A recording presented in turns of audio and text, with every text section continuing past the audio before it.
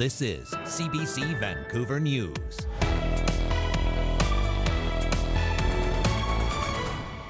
I have seen no literature, no compelling literature that involuntary care is effective for young people, for marginalized populations. BC's Premier says the province will expand involuntary care for people with mental health and addictions issues.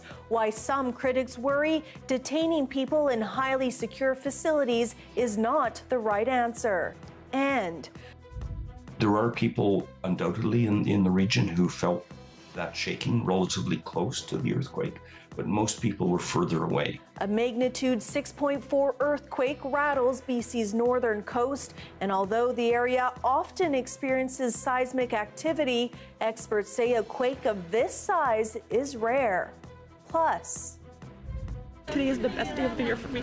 It's bigger than Christmas. It's bigger than anything. I love how he fought for his dreams, even though cancer's really hard to fight through. Cancer survivors and loved ones across Canada lace up for the 44th annual Terry Fox Run. For some in BC, it's a day filled with hope and determination. Hello, thanks for joining us. I'm Janella Hamilton. Premier David Eby is moving to expand involuntary care for those struggling with mental health and addiction. As Yvette Brend explains, this issue is a contentious one that could sway next month's provincial election. Just days after a deadly, unprovoked attack in downtown Vancouver, BC's Premier says it's time for change. We know that the current response that we offer is not adequate. Police say the accused had a long history of mental health issues, the latest in a series of violent crimes often fueled by toxic drugs. It is costly for the people struggling with these conditions. They are not safe, and increasingly I'm concerned that the way that they are interacting in our communities is making everybody less safe. Now, the province plans to expand its involuntary care program for those with addictions issues by opening highly secure facilities to house people detained under the Mental Health Act. The province plans to add more than 400 hospital beds exclusively dedicated to mental health, some new, others refurbished. I know that this group of people will be healthier, will be safer, will be better cared for in a supportive environment than they will be wandering the streets of our communities and dying. In another shift to the NDP's approach to substance abuse, the province attempted to decriminalize some hard drugs, but scrapped it midway through the pilot project. It also comes a month before the provincial election. Eby's main rival, the leader of the Conservative Party, calling for a similar policy last week. We need to bring an end to this epidemic, or this terrible situation we have right now with addictions in BC. But critics warn there's not enough proof involuntary care works. I have seen no literature, no compelling literature that involuntary care is effective for young people, for marginalized populations. Despite this, people like the parents of Brianna McDonald are demanding it. They lost their 13-year-old to drugs. She died after being discharged from medical care against their wishes. I can't even imagine what her parents are going through. I think it's every parent's worst nightmare. Eby says his changes will save people too unwell to save themselves. Yvette Brend, CBC News, Vancouver. Air Canada and its pilots have narrowly avoided a work stoppage, coming to terms on a massive deal late last night, just hours before widespread flight cancellations were supposed to begin. Lisa Shing now on what it took to reach an agreement and what it means for passengers moving forward. It looks like any other travel day at airports across the country, a relief for passengers. So we're so worried about it, just in case the strike goes on. So we have to rebook our flight with Swiss. I'm happy that the flights are happening because I have a flight back to Vancouver afterwards. May I have your ALPA number? At the last minute, Air Canada and the union representing 5,400 pilots announced a tentative agreement, averting a work stoppage at the country's biggest airline. It could have started Wednesday, but Air Canada warned it would begin cancelling flights Sunday. I have booked on Air Canada next weekend and the weekend after as well, so it's a big relief. In a statement, the union said progress was made on several key issues, including compensation, retirement, and work rules. The company said it's happy the agreement recognizes the contribution of its pilots. The new deal, if ratified, means $1.9 billion for its members over the next 4 years. It replaces one made a decade ago that saw raises of just 2% a year, well behind current industry standards, according to this analyst. The Air Canada pilots were underpaid. It's a statement of fact. When you look at the numbers that the U.S. pilots were getting, their increases at Delta and so on, there was a very solid point made there, rightly so. For those wondering whether the pilots' wage increase will affect ticket prices, it is not going to happen. It's going to be whatever the market decides the price is going to be for the flight. Air Canada's 10,000 flight attendants also have a 10-year contract expiring early next year. And the union representing workers in airport operations and maintenance are up after that, leaving potential for more labor unrest in the industry. Lisa Shing, CBC News, Toronto.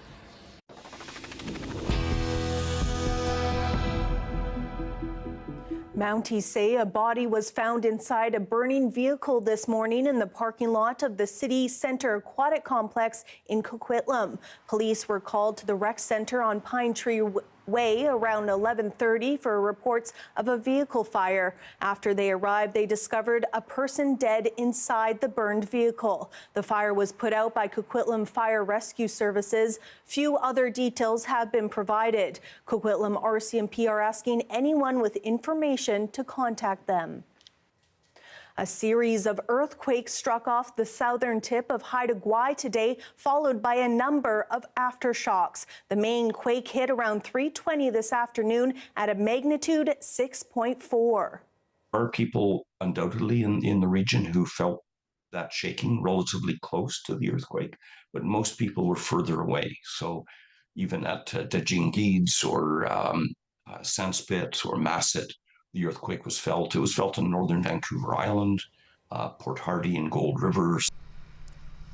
The tremors were also felt as far as Terrace and Kitimat on BC's mainland. No damage has been reported. Cassidy says small quakes occur almost on a daily basis in the area, but larger events like this one are more rare. The National Tsunami Warning Center says there is no threat of a tsunami from the earthquake. The mother of Ryan Nagi, a 19-year-old who was killed last year in an apparent Burnaby home invasion, says she's glad to hear 4 people are now facing charges in connection with her son's death. She believes her son knew the suspects, adding 2 of them at one point were like brothers to Ryan. All 4 of them, some better than others.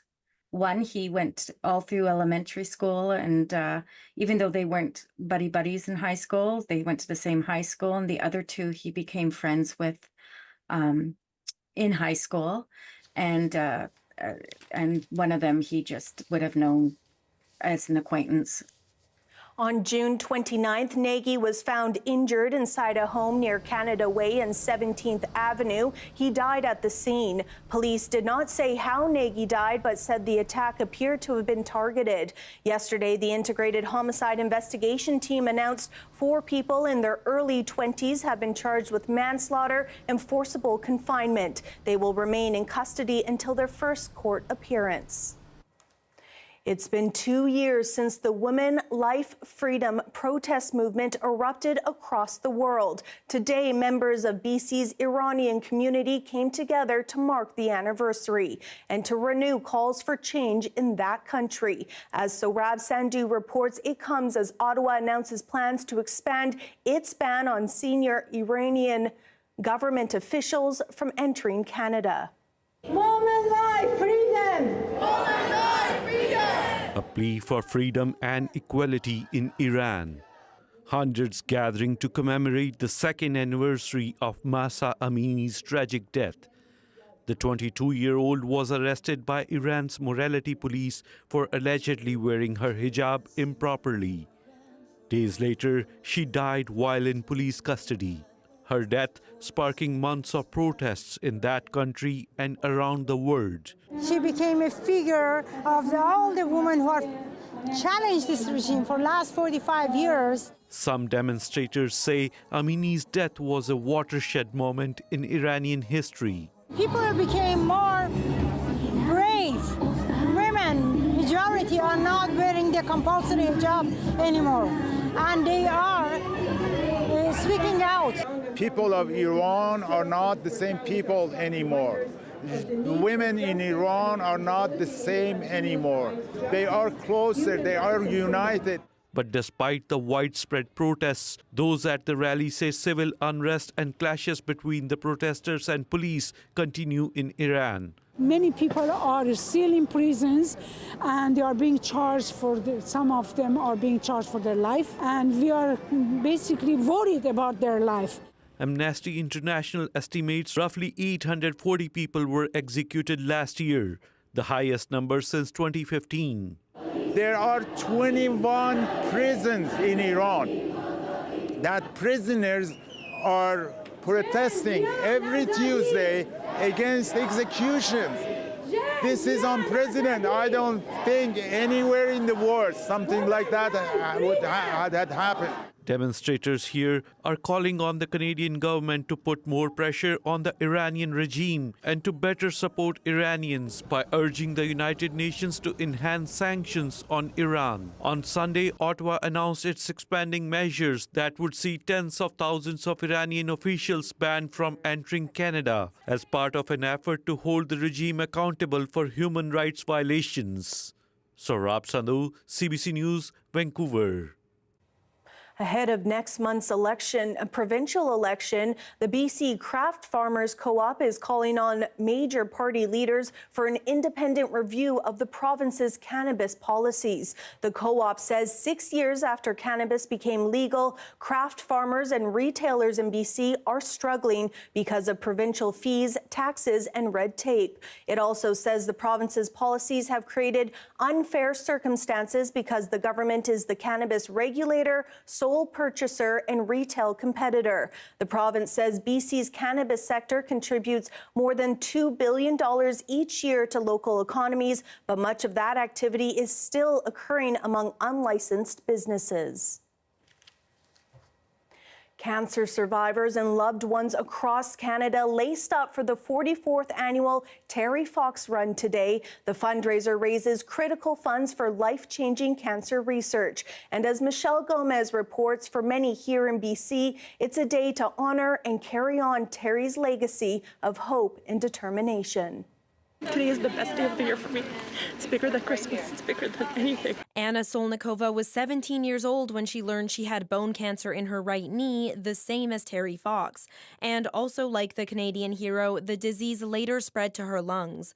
But unlike Fox, Solnikova was able to keep her leg and her life. And for that, she thanks the awareness and money he raised for cancer research.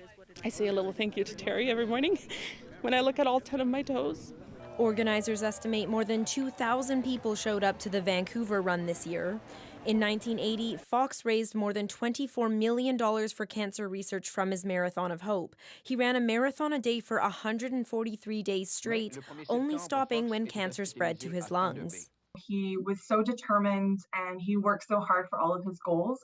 So no matter the obstacle, no matter the weather, no matter the pain. Fox says she's expecting more than 3.6 million Canadians to participate in Terry Fox runs across the country this year. Terry Fox inspired so many people, including me, and I love how he fought for his dreams, even though cancer's really hard to fight through. It's 12-year-old Naya Greenberg's first time participating in the run. I'm kind of nervous because running's hard, but I want to follow his footsteps. First of all, it's a good cause. It's nice to see the end of summer with a nice little run for charity. I know people who have been affected by cancer as well, and so it's always been something very important to me. Solnikova says although cancer research has progressed significantly since Terry Fox's run 44 years ago, there's still a long way to go. But it's really just making so that people can live and have that quality of life. And every dollar brings us closer to that dream of a world without cancer. As of Sunday afternoon, the Terry Fox Foundation says the Vancouver event had raised nearly $300,000 and millions of dollars had been raised Canada-wide. Michelle Gomez, CBC News, Vancouver.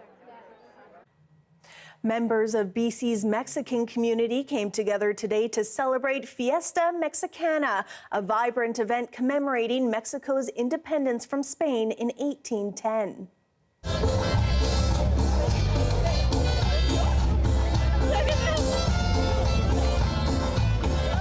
The event, which was held at South Hall in Vancouver, featured traditional Mexican food, music, and games. Mexican Independence Day is September 16th.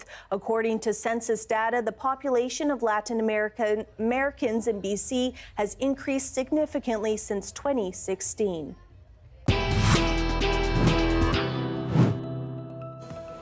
Still to come, the FBI says Donald Trump has been the target of another apparent assassination attempt. We'll have those details next.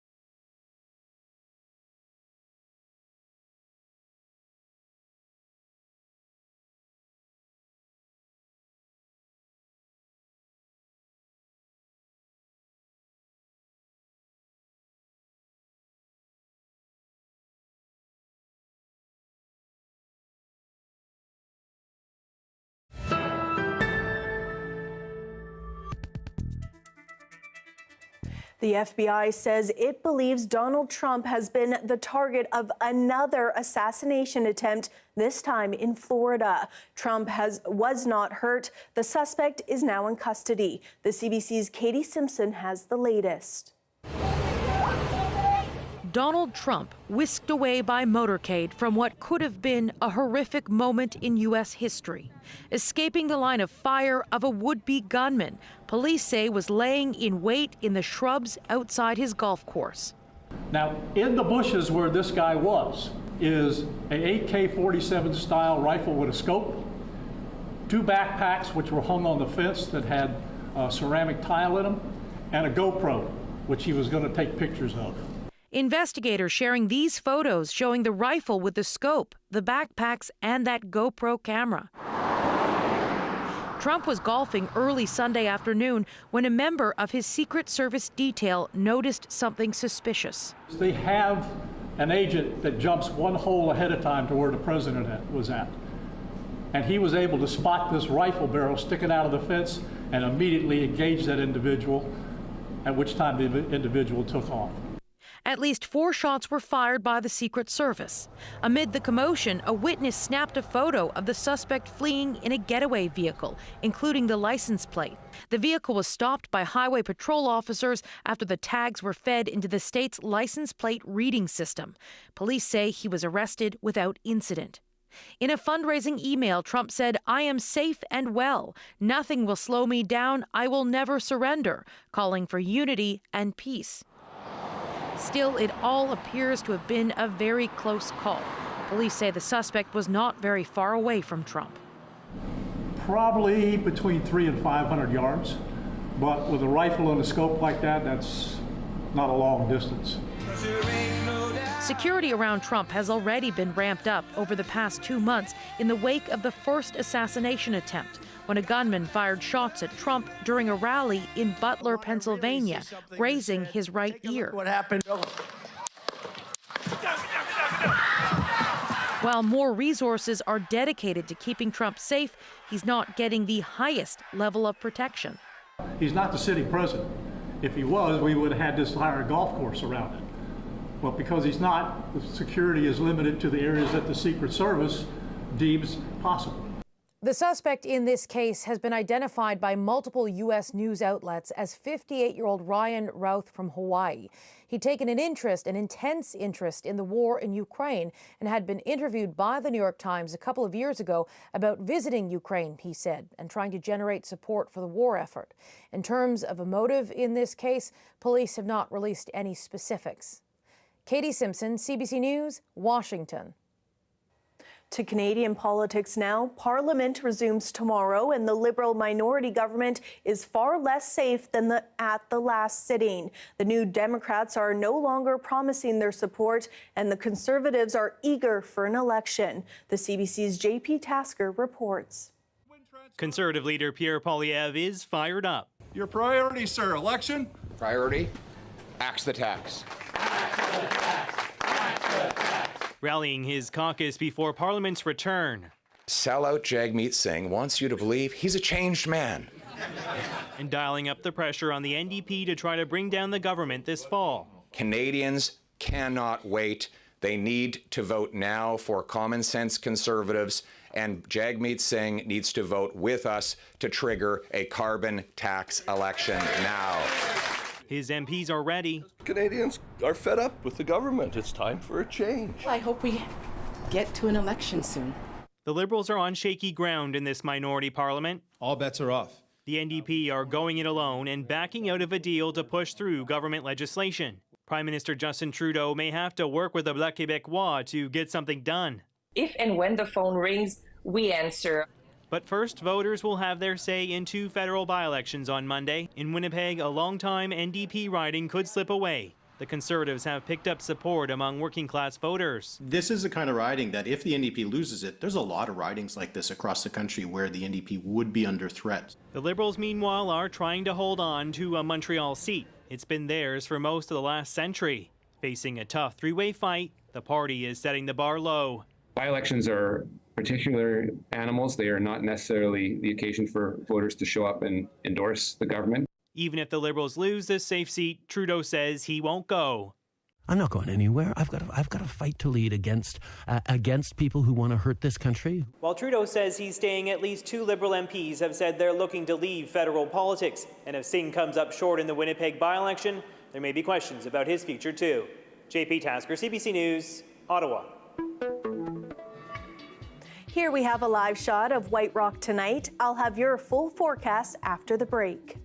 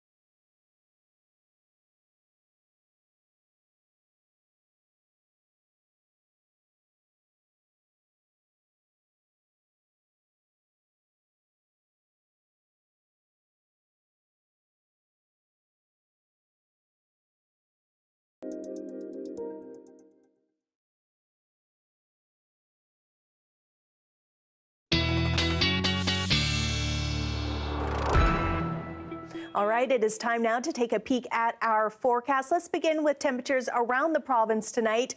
Let's start up in Fort St. John. Cloudy with a high of 10, or a low of 10 rather, overnight.